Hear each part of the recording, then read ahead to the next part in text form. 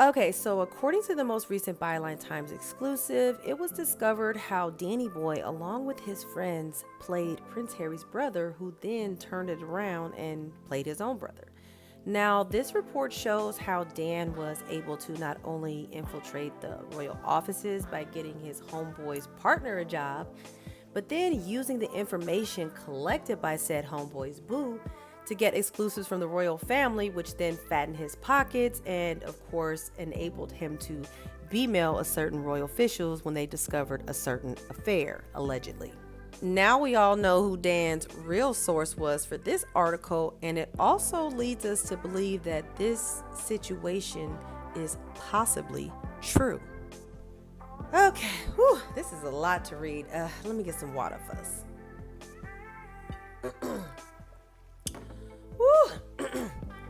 Okay, so the article starts.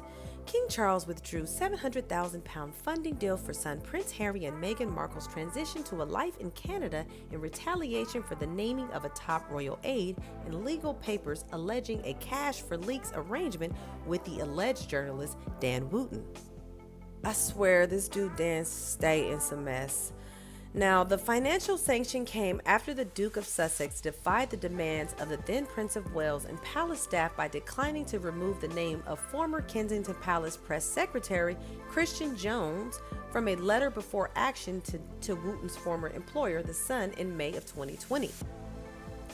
Now, if you watch my series on Rose Hanbury, remember I included this from a squatty on Twitter. If you're on Twitter, make sure you follow Alexis because Alexis stay coming through with the tweets. However, Alexis basically talked about this investigation in particular and put together how information basically went from Kensington Palace to Dan Wootton, which is pretty much covered in this Byline Times excuse. Just wanted to share that. Back to the article, by the way. So the article goes on to say Jones denies any suggestion of wrongdoing or leaking confidential information about the royal household. Sure, buddy. The matters alleged in the letter before action about him appear to have been dropped. Of course they would be, but the sudden defunding of the Sussexes in late June 2020 led to the collapse of the Sandringham Agreement. And if you read the book Spare, this is basically what Harry told us about the Sandringham Agreement. The private secretaries began to address Granny about the 5 options. Your Majesty, you've seen the 5 options? Yes, she said. We all had. They'd been emailed to us. 5 different ways of proceeding.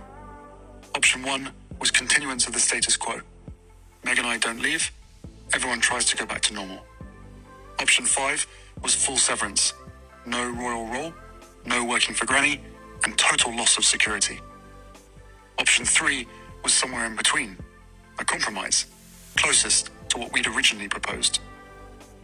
I told everyone assembled that, above all, I was desperate to keep security.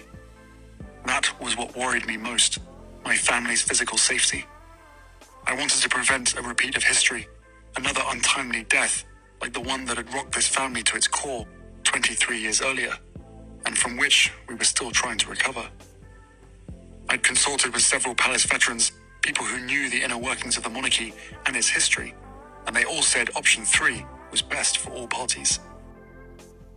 Crazy. It came just 3 months into the trial period and led directly to the Duke and Duchess of Sussex having to enter into private commercial arrangements in the U.S. to pay the estimated £3 million a year for the cost of 24-hour security for their family.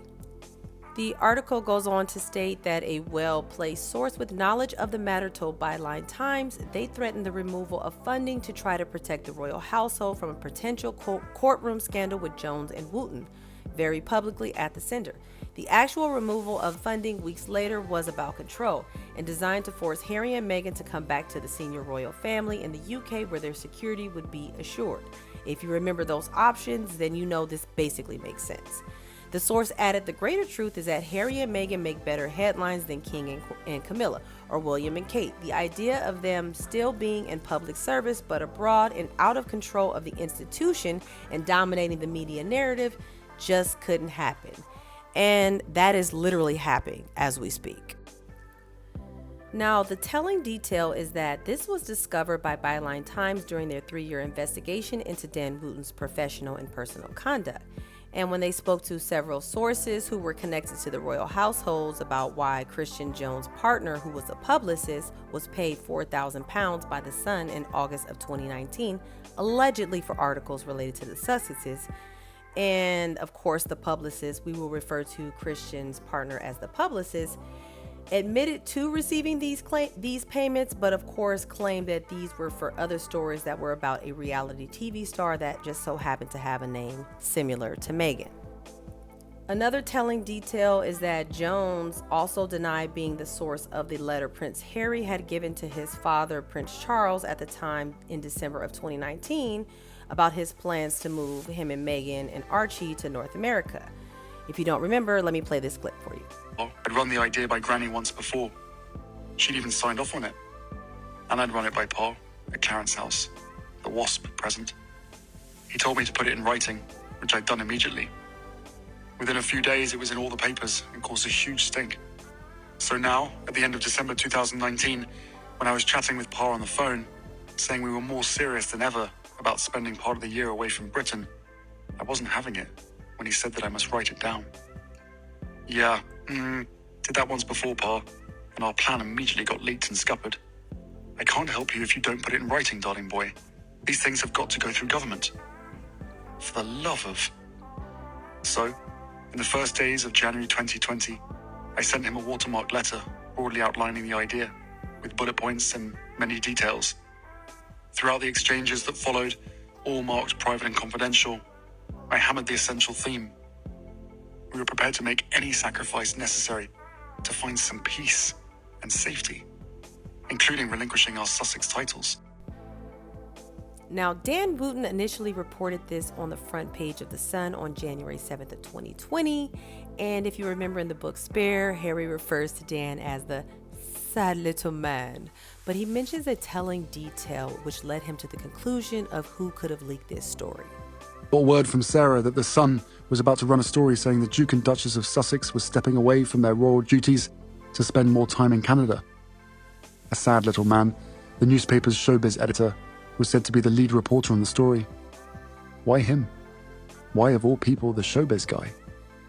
Because lately, he'd refashioned himself into some sort of quasi-royal correspondent, largely on the strength of his secret relationship with one particularly close friend of Willie's comms secretary, who fed him trivial and mostly fake gossip.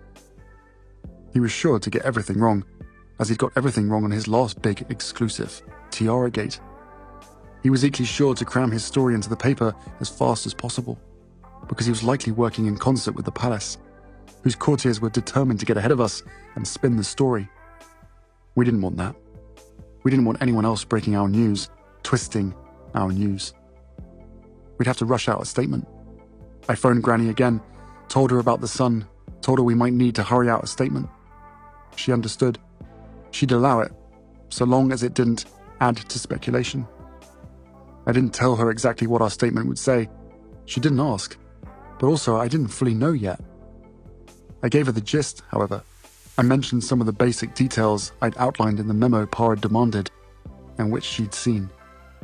The wording needed to be precise, and it needed to be bland, calm. We didn't want to assign any blame, didn't want to stoke the fires, mustn't add to speculation. Formidable writing challenge. We soon realized it wasn't possible. We didn't have time to get our statement out there first. We opened a bottle of wine. Proceed, sad little man, proceed. He did. The Sun posted his story late that night and again on the morning's front page. Headline, "We're off." As expected, the story depicted our departure as a rollicking, carefree, hedonistic tapping out, rather than a careful retreat and attempt at self-preservation. It also included the telling detail that we'd offered to relinquish our Sussex titles. There was only one document on Earth in which that detail was mentioned, my private and confidential letter to my father, to which a shockingly, damningly small number of people had access. I'm running out of time here, so make sure you stay tuned and like for part 2, and we'll continue on with this ghetto fiasco.